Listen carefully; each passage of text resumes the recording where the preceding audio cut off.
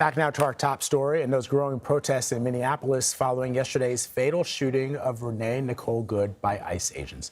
I want to bring in Minneapolis Police Chief Brian O'Hara. Chief, thanks again for joining us here on CBS News. You and I spoke earlier this morning about the incident that happened last night. And one of the things that you told us on CBS Mornings, which I thought was really interesting, is what the presence of these 2,000 plus ICE agents on the streets of Minneapolis who've been deployed over the course of the last couple of days, what kind of risk and danger that has created for your police officers who have to do the day-to-day job of policing a major metropolitan city. Can you explain to our viewers here at CBS News 24/7 mornings what you meant by that and what kind of situation that's created on the ground?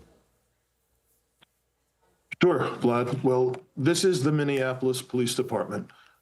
It's a police department that 5 years ago was staffed with 900 officers and today has a little bit over 600 because the majority of the cops that were here in 2020 have separated from the department. So it is a challenge for us to do the day-to-day work of driving down serious street crime, violence, and getting crime back under control. And so this adds an additional challenge. And it's not that the presence of federal law enforcement enforcing federal law is the problem.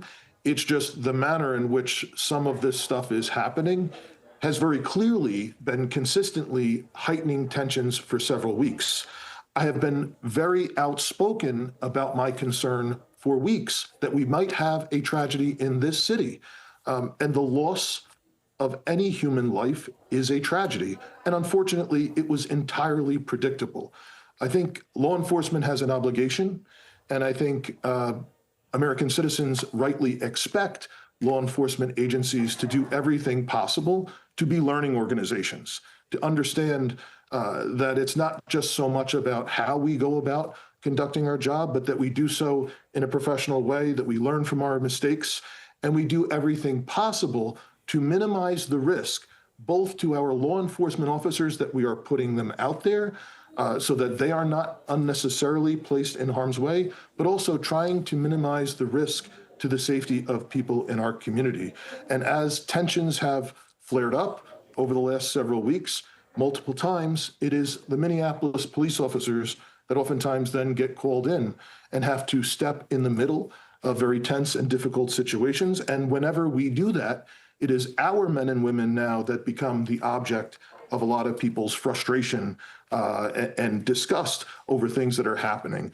As our officers were leaving yesterday, they were able to de-escalate for hours and maintain the crime scene under very challenging circumstances. But I think over the last probably 10 minutes or so, while they were trying to leave, they were subjected to a lot of projectiles, things being thrown at them. One officer got a minor concussion from a window being broken out in a squad car, and they performed remarkably well. They are incredibly professional under the most extreme conditions, and unfortunately, they have a little bit too much of experience doing that. But I am concerned because it continues to add to the stress of their day-to-day life, which is already so demanding, trying to provide the level of safety that our residents deserve. So one of the other things, Chief O'Hara, that we talked about is the training and the protocol that your officers receive and how they understand their mission as it relates to keeping the public safe. And I understand, of course, that there are different training protocols for federal agents versus local police. But when we show that video, when we see that video, which I should tell our viewers if we're going to show it that it's disturbing because it shows the killing of a young woman. But you see that ICE agent in front of that vehicle. This is a car that I guess is stopping traffic and tries to drive off. Is it protocol in the Minneapolis Police Department to stand in front of a vehicle if you're telling someone to stop? And I just wonder if that's how you approach somebody in a car.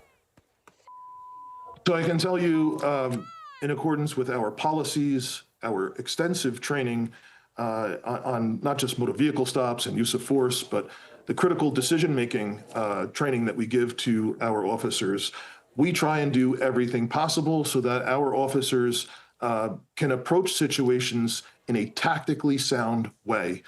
that minimizes the risk to the community. And our officers have extensive experience approaching vehicles that may be taking off. And so we train our officers to ensure that we do not unnecessarily place our officers in the path of a vehicle or in any other situation which heightens the risk, unnecessarily heightens the risk that our officers are already facing. Excellent point there. And so, Chief, we just saw a video from earlier, just about an hour ago. There were some protests on the streets of Minneapolis. We see, and the question for you is, it's unclear to me if the folks that we see in BDUs and in Kevlar are Minneapolis police officers, if they're ICE agents, if it's a combination of both. I guess given the history, the recent history, and the community's sensitivity to police-involved shootings and what's happened just in the last, couple of days, what steps are you taking to ensure transparency here as far as around body camera footage and how should people, when you see somebody dressed in camouflage gear, I see right now it says police. Are those Minneapolis police officers? How does the public distinguish between what is an ICE agent and what is a police officer, and with the understanding that all officers of the law should be treated with respect? Yeah.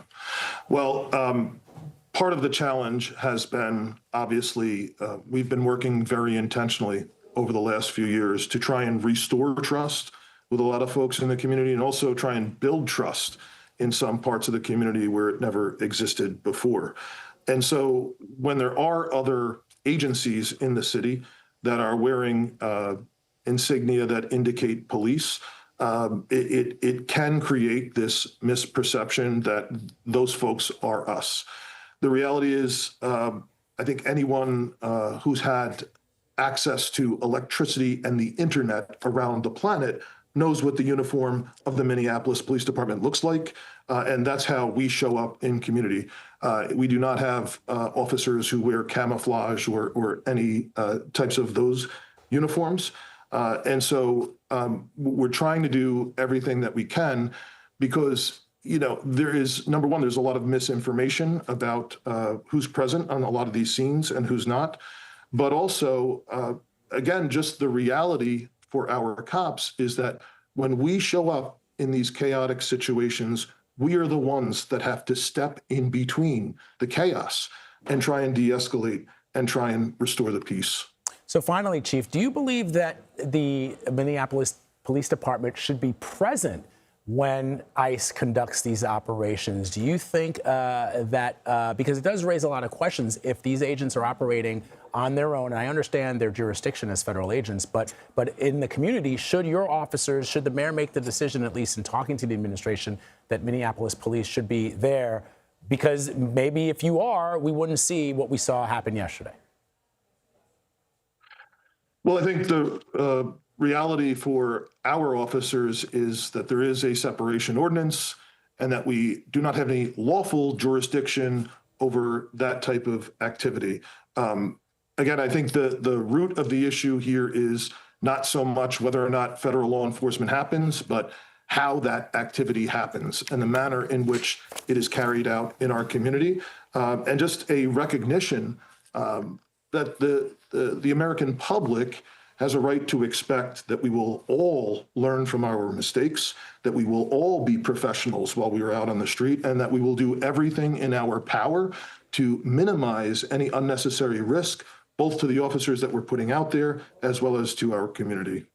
All right, Minneapolis Police Chief Brian O'Hara. Sir, I know you've been up since you probably haven't slept in a good 24 hours, and I've been watching you on our screens here, conducting interviews, not just with CBS, but with other networks. Thank you so much for your transparency, and thank you for taking the time to talk with us once again. We really appreciate it.